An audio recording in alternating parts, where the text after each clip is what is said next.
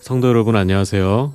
오늘도 아침 예배에 찾아오신 성도님들을 진심으로 환영합니다. 오늘 말씀은 많은 그리스도인들에게 오해가 되어 있는 심판에 대한 말씀입니다.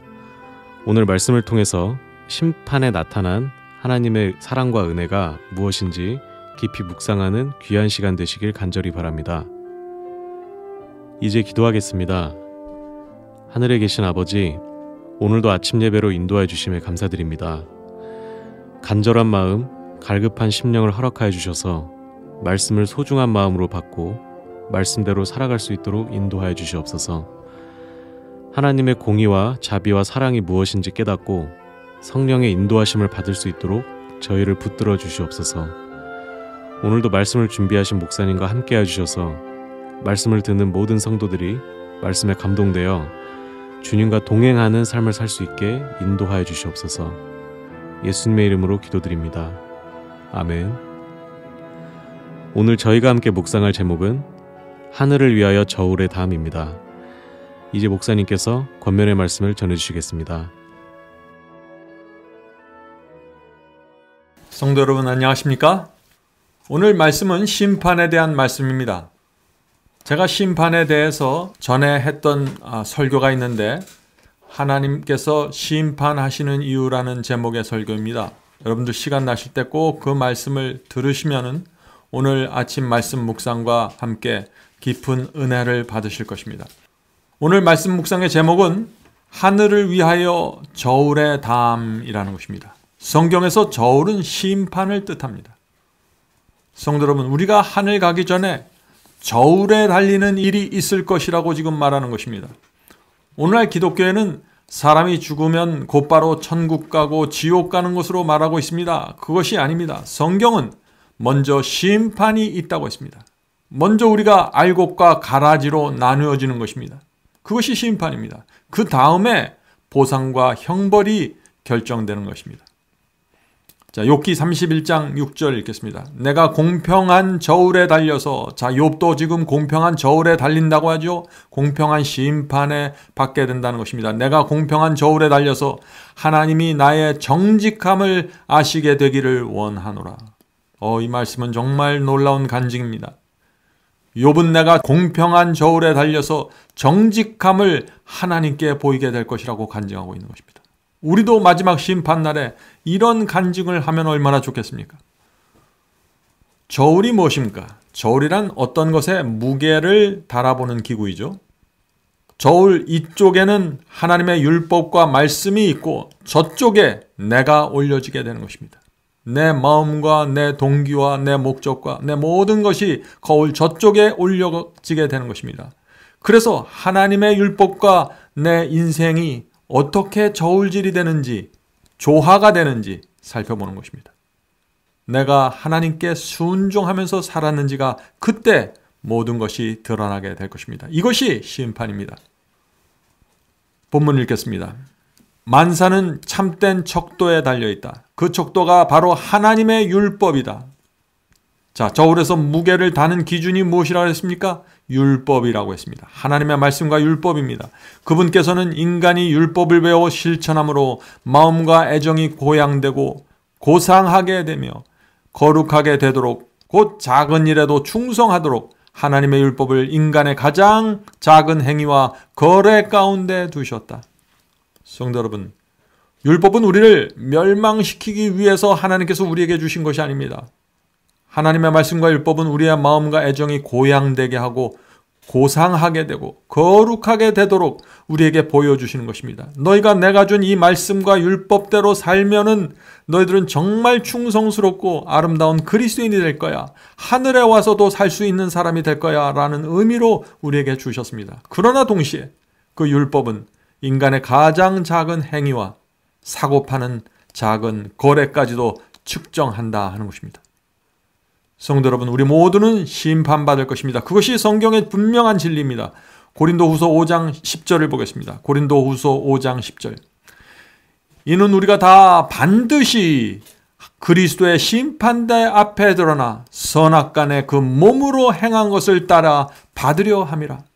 분명한 말씀이죠. 우리가 다 의인이든지 악인이든지 모두 반드시 심판대 앞에 쓸 것이라는 것입니다. 그리고 나서 저울대에서, 하나님의 저울대에서 세 가지가 달려진다고 말합니다. 자, 그것이 무엇일까요? 하나님께서는 동기와 목적과 품성을 달아보신다. 무엇을 달아본다고요? 우리의 동기입니다. 내가 어떤 일을 하느냐가 중요한 게 아니라 내가 그 일을 왜 하느냐가 중요한 것입니다. 내가 그 일을 어떤 목적을 위해서 하느냐가 중요한 것입니다. 그리고 내가 그것을 어떤 품성으로 했냐는 것입니다. 그래서 동기와 목적과 품성을 달아보시는 것입니다. 성도 여러분, 내 겉모습을 달아보는 것이 아니라 내 속마음을 달아보시겠다는 것입니다. 내가 어떻게 입고 어떻게 행한 것을 보시는 것이 아니라 내가 그것을 왜 하고 무엇을 위해 하고 어떤 마음으로 했느냐가 중요한 것입니다. 모든 사람은 성소의 저울에 달려지고 있으며 하나님께서는 모든 사람이 이것을 깨닫기를 원하신다. 성도 여러분, 모든 사람은 성소의 저울에 달려진다는 겁니다. 왜 성소의 저울인가요? 성소, 지성소 안에 법궤 안에 십계명이 있기 때문입니다. 거기 율법이 있기 때문입니다. 그래서 성소의 저울이 있다고 지금 여기서 말하고 있는 것입니다. 성도 여러분, 심판의 기준은 그래서 율법이 되는 것입니다. 하나님의 계명이 되는 것입니다. 그래서 성경에 계속해서 계명을 지키라는 말씀을 하는 것이죠. 너희가 나를 사랑하면 계명을 지키라. 구원의 기준, 멸망의 기준을 지금 예수께서 말씀하신 것이죠. 자, 요한계시록 21장 26절 27절 보겠습니다. 요한계시록 21장 26, 27절입니다. 사람들이 만국과 영광과 존귀를 갖고 그리로 들어오겠고, 여기 그리는 하늘 도성에 들어오겠고, 무엇이든지 속된 것이나 가증한 일 또는 거짓말하는 자나 거짓말하는 자는 결코 그리로 들어오지 못하되 오직 어린 양의 생명책에 기록된 자들 뿐이라. 성도 여러분, 오늘 많은 분들이 믿기만 하면 하늘 도성에 들어가는 것처럼 말하고 있지만 그렇지 않습니다. 무엇이든지 속된 것이나 가증한 일 또 거짓말하는 자는 결코 들어오지 못할 것이라고 말하고 있어요. 오직 어린 양의 생명책에 기록된 자들만 하늘 도성에 들어갈 수 있다는 것입니다. 무슨 뜻인가요? 죄를 갖고는 하늘 도성에 들어갈 수 없다는 것입니다. 오직 하늘 생명책에 이름이 기록된 자들만 들어간다. 무슨 뜻입니까? 그리스도의 피로 죄를 사함받은 성도들, 죄를 범했습니다. 그러나 그 죄를 고백하고 그 죄를 다시는 안 짓기로 맹세하면서 그리스도의 피에 의지해서 죄를 사함받은 그 성도들이 하늘에 들어간다는 것입니다. 성도 여러분, 죄를 범해서 구원받지 못하는 것이 아닙니다. 죄를 범했을지라도 하나님 앞에 나가서 사람 앞에 고백하고 정직하게 회개하는 그 영혼들은 한 명도 빠짐없이 하나님의 저울대에 올라가서 넉넉하다라는 판단을 받게 될 것입니다. 여호와는 지식의 하나님이시라 행동을 달아보시느라. 사무엘서 2장 3절입니다. 얼마나 분명합니까? 성도 여러분, 성경은 하나님의 저울로 달아본다고 말하는 것입니다. 시편 62편 9절 보겠습니다. 다윗은 진실로 천한 자도 헛되고 높은 자도 거짓되니 저울에 달면, 자, 모든 자가 저울에 올라가게 되는 것이죠. 저울에 달면 들려 입김보다 경하리라.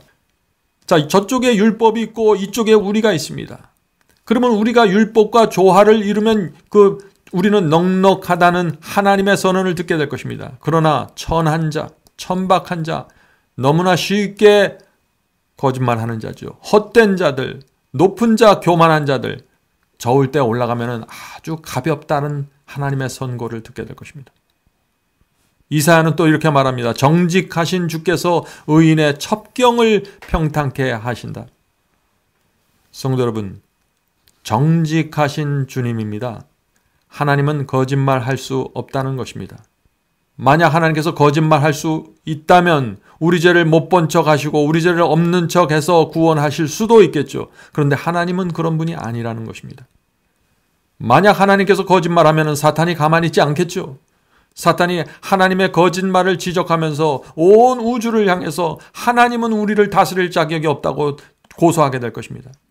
하나님은 자기가 좋아하는 사람은 죄는 덮어주고 어떤 사람의 죄는 드러내서 어떤 사람은 구원받고 어떤 사람은 멸망받고 아주 불공평한 저울을 갖고 계시다고 하나님을 고소할 것입니다.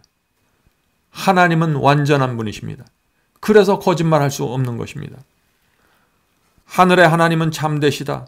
마음의 깊숙한 곳에 숨겨진 동기도 우리 안에 있는 비밀이나 계획도 하나님께서 알지 못하시는 것은 없다. 성도 여러분, 하나님의 우리의 마음의 깊은 곳을 들여다보십니다. 그래서 예수께서 마음이 청결한 자가 복이 있다고 말씀하신 것입니다. 성도 여러분, 하나님 앞에서 감추려고 하면 안 됩니다. 하나님 앞에 숨기지 말아야 됩니다. 어린아이처럼 모든 것을 내려놓고 고백하셔야 됩니다. 죄사함을 받아야 합니다. 주여, 이것이 제가 오늘 범한 죄입니다. 오늘 이것을 행했는데 제 동기가 더러웠습니다. 제 목적이 선해 보이지만 그 내용은 안 좋았습니다. 주여, 내 동기와 목적과 마음을 고쳐주시옵소서. 이런 기도를 드리면서 살아야 되는 것입니다. 그렇게 될 때 하나님의 이 율법의 의가 여러분을 고상하게 하고 정결하게 할 것입니다. 이것이 의인이 심판을 통과할 수 있는 방법입니다. 그렇다면 공의의 표준은 무엇인가? 그것은 하나님의 율법이다. 하나님의 율법은 한 개의 저울, 곧 당신의 거룩하고 변함없는 법칙 안에 담겨져 있다. 성도 여러분, 하나님은 한 개의 저울 갖고 우리를 판단하십니다. 그것은 율법이고 십계명입니다. 그래서 지성소 안에, 법궤 안에 하나님께서 손가락으로 새겨놓으신 2개의 돌비를 담아놓았던 것입니다. 그런데 오늘날 많은 분들이 이 십계명을 너무나 가볍게 생각합니다. 어제 우리가 배웠던 것처럼 하나님께서 계시는 그 지성소 언약궤 안에 십계명이 있다는 사실을 잊지 마시오. 십계명 위에 하나님의 보좌가 있었던 것입니다. 모세가 지은 성막을 여러분들 생각해 보세요. 지성소 안에 하나님께서 계셨는데 하나님께서 지성소 안 어디에 계셨습니까? 법궤 뚜껑 위에 있는 시은자에 하나님의 임재가 있었던 것입니다. 다시 말해서 하나님께서는 당신의 법에 의하여 그 보좌가 지지되고 유지되고 있는 것입니다. 그러므로 누구든지 이 법을 흔들려고 하고 변경시키려고 하는 것은 하나님의 큰 원수가 되는 것입니다. 설명하자면 그 모든 요구들이 하나님께 대한 최고의 사랑을 명시한 처음 4계명과 지금 이 10계명에 대한 설명을 하는 것입니다. 처음 4계명은 하나님에 대한 사랑을 말한다 하는 것입니다. 우리의 이웃에 대한 사랑을 명시한 마지막 6계명 가운데 구체화되어 있고 그분의 거룩하고 변함없는 법칙 안에 담겨져 있다. 10계명은 사랑에 대한 기준을 제시하는 것입니다. 첫째 계명부터 넷째 계명이 첫째 돌비에 새겨져 있죠. 너희가 하나님을 사랑하면 이 4계명을 지킬 것이야 라고 지금 말씀하시는 것입니다. 그리고 두 번째 돌비에 보면 5째 계명부터 10째 계명이 있습니다. 내 부모를 공경하라부터 탐욕하지 말라는 계명이죠. 이것은 무엇이냐면 너희가 정말 내 이웃을 사랑하면 이 2번째 돌비에 있는 계명들을 너희가 순종하게 될 거야 라고 말씀하시는 것입니다. 성도 여러분, 10계명은 하나님을 정말 사랑하는 자들이 지키는 법입니다. 그러므로 심판은 율법에 의해서 이루어지지만 그 진실적인 내용은 뭐냐면은 우리가 정말 하나님을 사랑하는가를 판단하시는 것입니다. 누가복음 10장 27절입니다. 내 마음을 다하여 주 너의 하나님을 사랑하고 10계명의 왼쪽 돌비죠. 첫째부터 넷째 계명은 하나님을 사랑하는지에 대한 판단을 하는 것입니다. 또 내 이웃을 내 몸과 같이 사랑하라 하였느니라.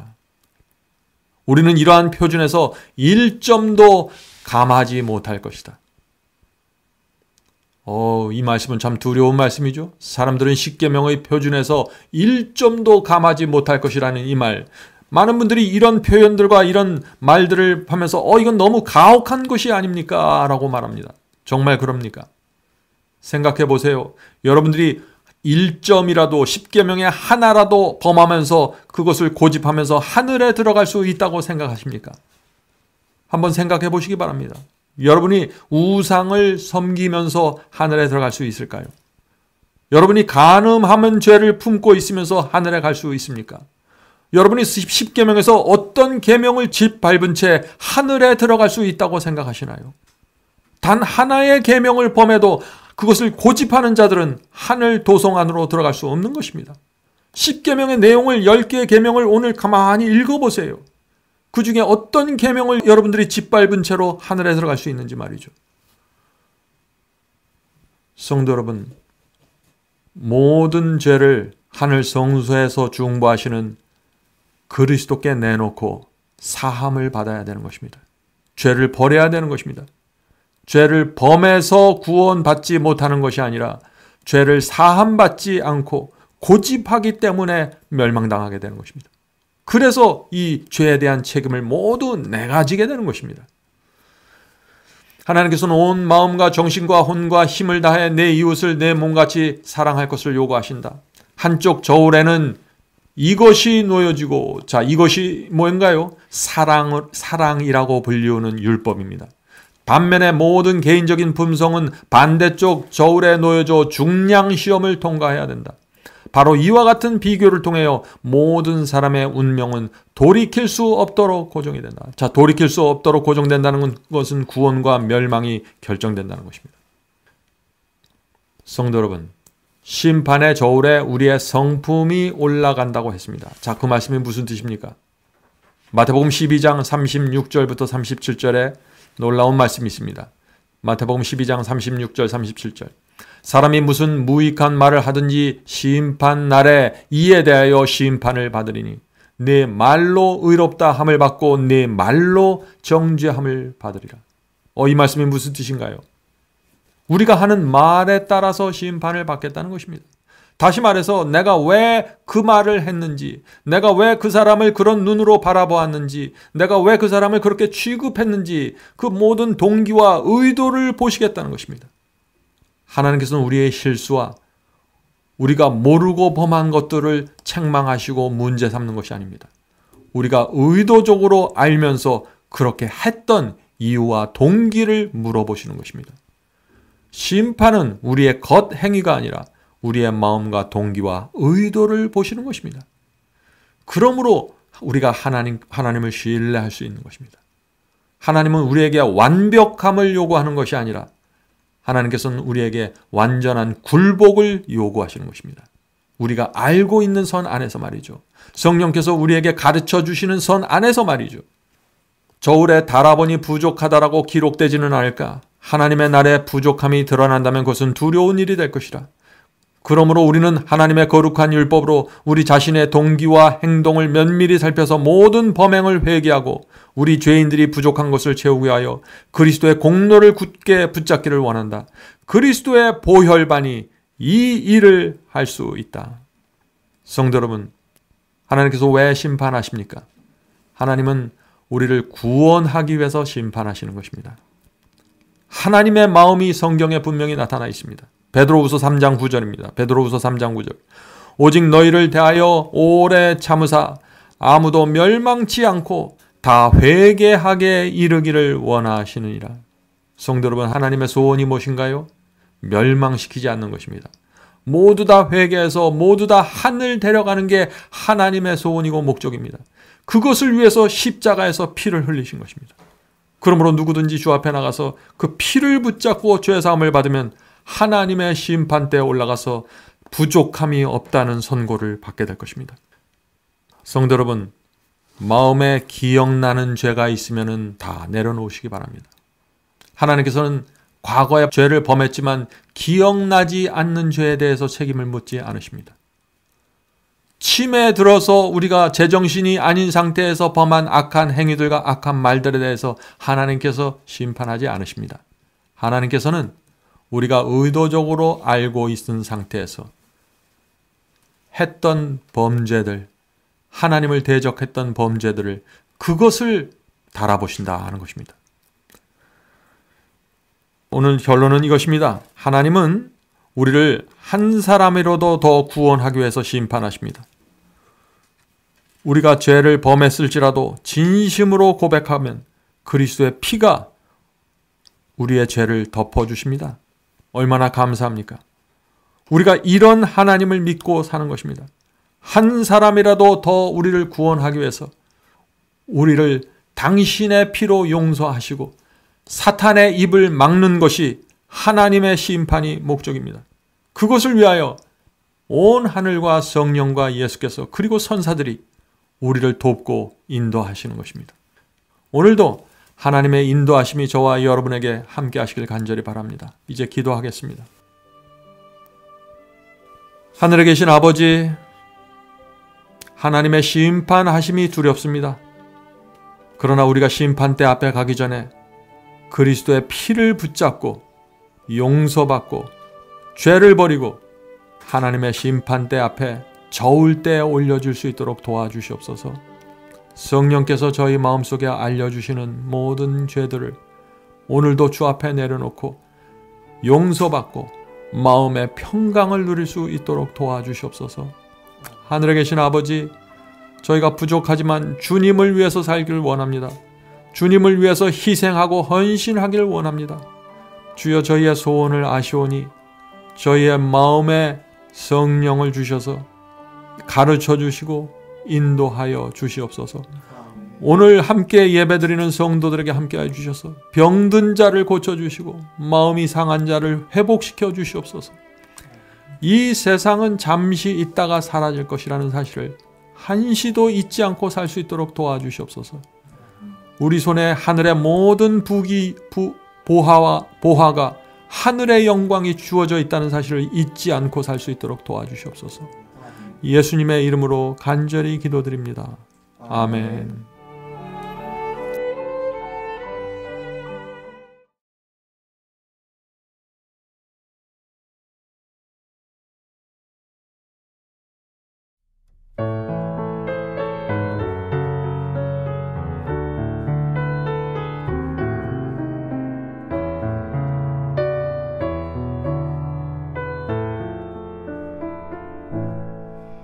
내가 넘어질 때 나의 손을 붙잡고 일으켜 세우는 주님, 하늘 향해 걸어라 부드러운 음성, 내 마음 문을 두드려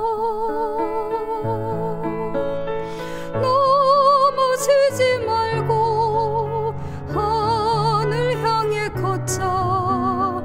내 주님만 보면서 등불 켜서 들고 하늘 향해 걷자. 내 주님만 위해 상한 나의 마음 자비하신 눈으로 어루만지시는 주님, 한 발 두 발 걸었네 주님 기뻐하시네. 내 마음 모두 바치리. 넘어지지 말고 하늘 향해 걷자. 내 주님만 보면서 등불 켜서 들고 하늘 향해 걷자. 내 주님만 위해.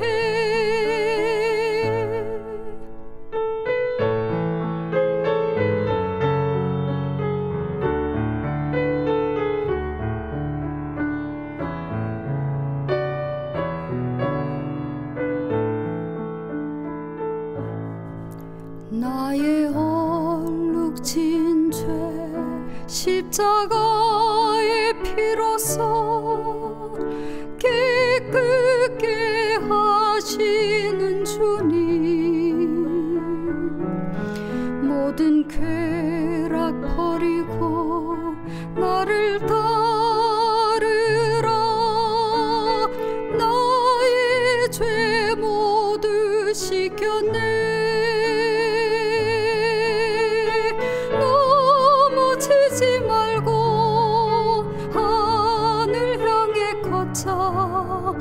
내 주님만 보면서 등불 켜서 들고